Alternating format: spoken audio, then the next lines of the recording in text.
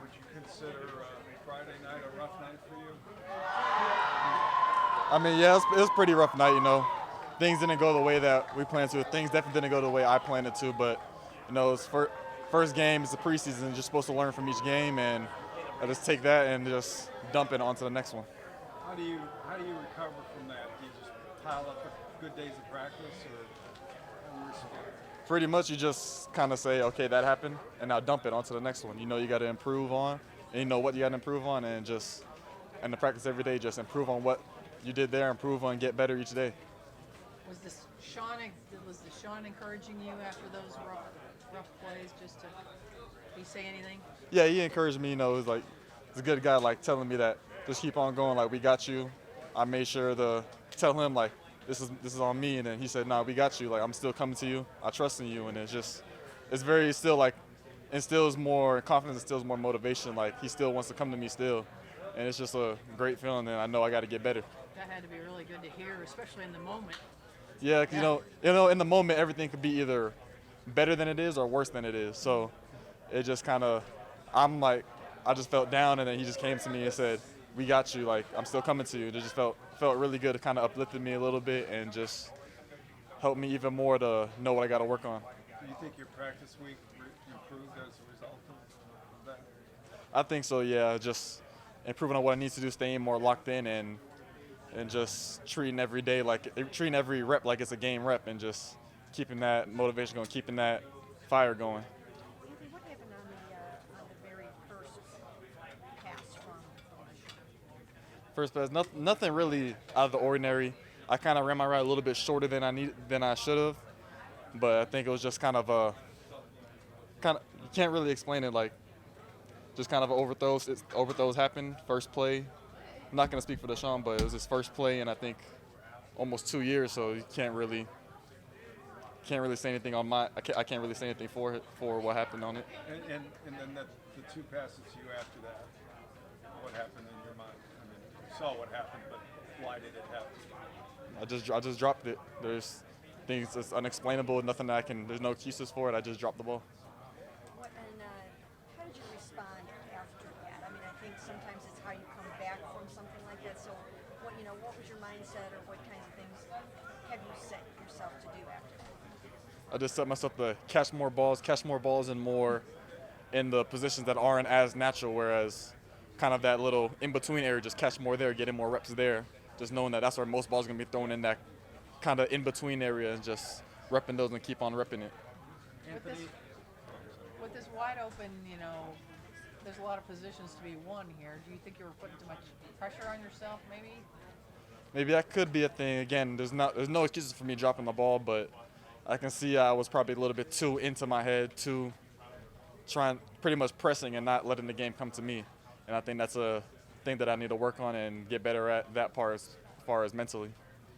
You were so excited at camp just to be healthy this year and to be able to be on the field, and then you had a little setback health-wise in camp, this training camp. So where are you now health-wise, and that setback, loss of time, set you back?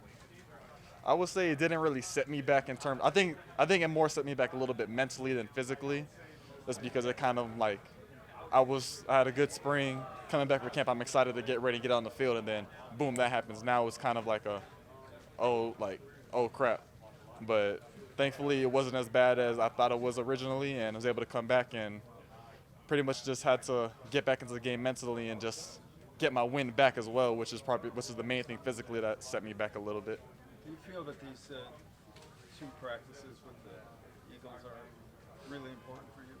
Yeah, definitely going against a different group of guys, whereas I was going against my own teammates for the last 3-4 months, including the spring, and just getting different energy. The energy kind of goes up during these joint practices, and last year I missed the Giants one, but I was able to see the competitiveness and how high tempo it was, and I just can't wait to be a part of that. Is that a hamstring for the Giants? Yeah, last year. Yeah, that's good work that you missed, in other words. Yeah. Do you get grief on social media after a game like that, or do you have to shut out the noise and just put your head back down and go to work, or how does that go? Just got to shut up the noise, social media, it doesn't matter. You can have the best game in the world and people will still find something to downgrade you on. And just I know not to let it distract me because I know that a lot of guys can get very distracted by it. And so I just put it down and just put my head down and get to work. Playing with a guy like Amari, did he say anything to you about it? You know, just to how to move on? Give you Yeah. any tips or anything? Yeah, he just said pretty much just to move on from it and learn from it, and then a lot of things too that I kind of just work on that little in between area, and yeah, that's what he said to me. He said just keep improving, that we'll get better at it. There's a transition going on to Brissett as a starting quarterback. How does that affect your job in any way? It doesn't. I just got to get open, catch the ball, and compete in the run game. You think you have is getting open kind of like the thing right now that you are pretty confident in doing this level? I think so. Yeah, of course I have a lot more to improve on, but I feel like that was my main thing coming into like can he get open, and I felt like that's what I wanted to work on this past offseason, just being able to get up and being able to run clean and smooth routes, be able to break at the top fast, and I feel like during OTAs and then the past few days I've been able to do that and just continually improving in that, especially against the DBs that we have, some of the best in the business. So it's great competition and great way to, if I can get open against these guys, I should be able to get open against anyone. The first play in Jacksonville, how did you get so open? Was there a pick there or something? It was a little bit of a coverage thing too. They were just in a pretty much basic cover 3, so, and they all went for, because our run game, you know, they got to respect the run game, so everyone flows to the run, and kind of getting around that's a little bit easier. How much more refined is your game than when you got here? I feel like I'd say it's a lot. I'd say probably like 2 times as better as when I got here, and even then, that's still scratching the barrel of where I know I need to be and then where I think I can be. And so, just if I'm able to make that, if I'm able to get 2 times better every year, I feel like the sky's the limit.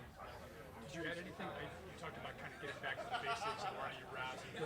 And so, any new wrinkles that you've added? Any kind of double moves or anything else that has helped you maybe get open, like you talked about? Can't really explain it too much, but it's just I've kind of been able to learn things by watch people like Amari, watching last year, watching how Juice and Odell would get open, and just kind of taking those things and kind of trying to implement them in my game where I see they fit. It seems like all you young guys are kind of stealing some of those older moves I noticed in this camp. Has that been the case? Some of what you saw last year?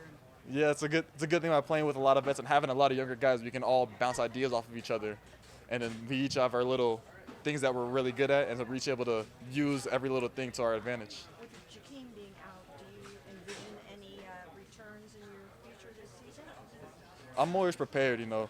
I talk to Coach Preef all the time about it, and if my number is called, I'm ready. I'm still working returns, whether it's kick return, punt return. I'm ready for if he needs me to be out there, but I'm going into the season like I still go into the season like I'm gonna be the starting kick returner. Just want to always be ready for it.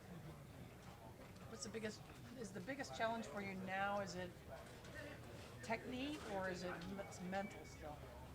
I would say it's a little bit of both. I would say it's more technique now than the mental. I feel like the confidence is coming back, everything's coming back.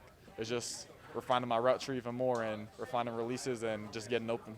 Is Jacoby's touch on the ball a lot different than Deshaun? I would say they're pretty similar, you know. That's really all I say. They're pretty similar. No, so it's not a big adjustment between them. Not really. In Just that gotta. regard, okay. I just have to do my job.